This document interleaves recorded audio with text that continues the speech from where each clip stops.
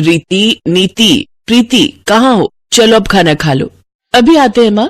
वंदना की आवाज लगाते ही उसकी तीनों बेटियां रीति, नीति और प्रीति अपने घर की तरफ बढ़ती हैं। रीति हमेशा बीच में चलती थी और उसके दोनों तरफ कंधे पकड़कर नीति और प्रीति चला करती थी। दरअसल प्रीति और नीति देख नहीं सकती थी और रीति देख तो सकती थी, पर वो पैरों से लाचार थी। तो रीति बैसाखी के सहारे थी और नीति और प्रीति रीति के सहारे। कितनी बार कहा है ज्यादा दूर मत जाया करो। रीति दीदी थी ना हमारे साथ। अरे कब तक तुम तीनों साथ रह पाओगी? एक दिन तो तुम तीनों को अपने अपने घर जाना ही होगा। फिर क्या करोगी बोलो? तो फिर हम शादी ही नहीं करेंगी। रीति दीदी का कंधा पकड़कर ऐसे ही चलती रहेंगी हमेशा। वंदना का कोई बेटा नहीं था, बस तीनों बेटियां थीं और वो भी अपाहिज। वंदना को इस बात का बहुत दुख था। वंदना का पति श्याम एक छोटा किसान था और बड़ी मेहनत से अपना और अपने परिवार का पेट पालता था। फिर एक दिन, रीति कहाँ हो? माँ मैं रोटी बना रही हूँ।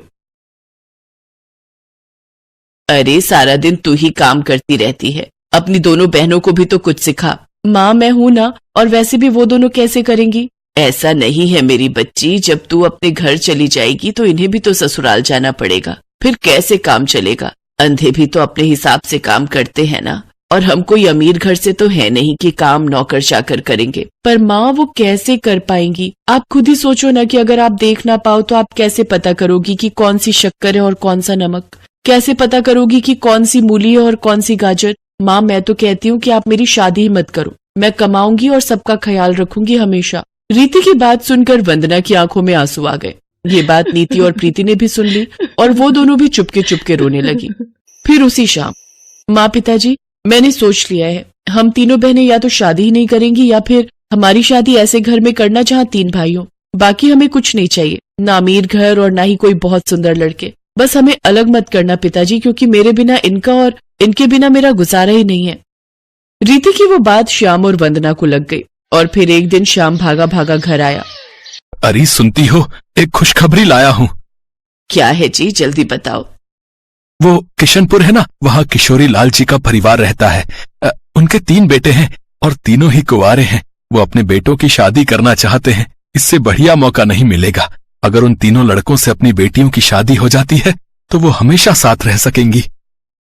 पर वो हमसे रिश्ता जोड़ेंगे क्या? वो तो अरे यही तो बताना है तुम्हें। अब इसे भगवान की लीला ही कहो। वो तीनों भाई भी जरा कम देख पाते हैं, इसीलिए शायद वो मान जाए। अच्छा, तब तो आप फटाफट बात चलाओ। अगले ही दिन श्याम किशोरीलाल के घर पहुंचा और उससे अपनी बेटियों के रिश्ते की बात की। किशोरीलाल ने भी रिश्ते के लिए हाँ कर दी और श्याम से शादी की तैयारियां शुरू कर दी। तीनों बहनें भी बहुत खुश थीं। फिर शादी की तारीख भी आ गई, लेकिन फेरों से ठीक पहले। 1 मिनट रुको पंडित जी, इतनी जल्दी भी क्या है? हाँ तो श्याम जी, जरा दहेज वहेज का हिसाब तो समझाओ। पर दहेज की तो बात ही नहीं हुई थी किशोरीलाल जी, और जितना मुझसे बन पड़ा उतना तो मैं कर ही रहा हूँ। अरे तो हम अपने लिए कहाँ कुछ मांग रहे हैं? आप 3-3 बेटियां दे रहे हो। कल को बच्चे कहीं घूमने जाएंगे तो हर जगह ऑटो और बस के धक्के खाते फिरेंगे क्या? अब आप ऐसा करो कि एक ऐसी कार दे दो जिसमें 7 लोग आ जाएं। बस, बाकी कुछ नहीं चाहिए। पर ऐसी कार तो बहुत महंगी आएगी, मैं गरीब कहाँ से लाऊंगा किशोरीलाल जी? अरे तो अभी की बात कौन कर रहा है? हम आपकी तीनों बेटियों को ब्याह कर ले जा रहे हैं, ठीक है? ठीक 1 महीने बाद आप कार ले आना, और अगर नहीं ला पाए तो अपनी बेटियों को वापस ले जाना। बहुत बेगैरत आदमी हो किशोरीलाल, हैं? अपने बेटों की शादी करने आए हो या सौदा करने आए हो बे? मुखिया तुम चुप करो। अगर इतना ही प्यार आ रहा है ना इन लंगड़ी और अंधी बेटियों पर, तो तुम ही ले जाओ इन्हें अपने घर बहू बनाकर। करा देता, पर मेरा एक ही बेटा है, और अगर 3 होते ना तो तुम्हारे सामने इनसे शादी कराता और तुम्हें जूते मारकर बाहर निकाल देता इस गांव से, जूते मारकर। हाँ, तो हम जा रहे हैं। अब ढूंढ लेना ऐसा घर इन लंगड़ी और अंधियों के लिए, जहाँ बिना दहेज के तीनों की शादी हो जाए। हम भी देखते हैं। विमल बेटा इधर आ। श्याम भाई बताओ कि आप मेरे बेटे के साथ अपनी कौन सी बच्ची की शादी करना चाहते हो, बताओ। मुखिया जी, आपकी इस दरिया दिली के लिए बहुत बहुत धन्यवाद, लेकिन हम तीनों अलग नहीं रह सकती। मेरी बहनें मेरे ही सहारे हैं, तो या तो हम तीनों एक ही घर जाएंगी या फिर। शादी तो होगी बेटी, और इस लालची किशोरी लाल के सामने ही होगी। श्याम भाई मेरा एक ही बेटा है, और आपको अजीब लगेगा लेकिन अब कोई चारा नहीं है। मैंने जबान दे दी है, मैं अपनी तीनों बेटियों का हाथ अपने बेटे विमल के लिए मांगता हूँ। बताओ आपको मंजूर है?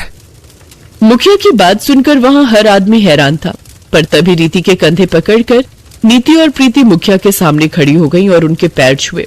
फिर उसी मंडप में तीनों बहनें हमेशा के लिए एक साथ हो गई, और इस तरह तीनों बहनों ने अग्नि को साक्षी मानकर एक ही लड़के से शादी कर ली, और वो लड़का बन गया 3 बहनों का एक पति। और किशोरी लाल अपने 3 बेटों के साथ खाली हाथ वहां से बेइज्जत होकर चला गया।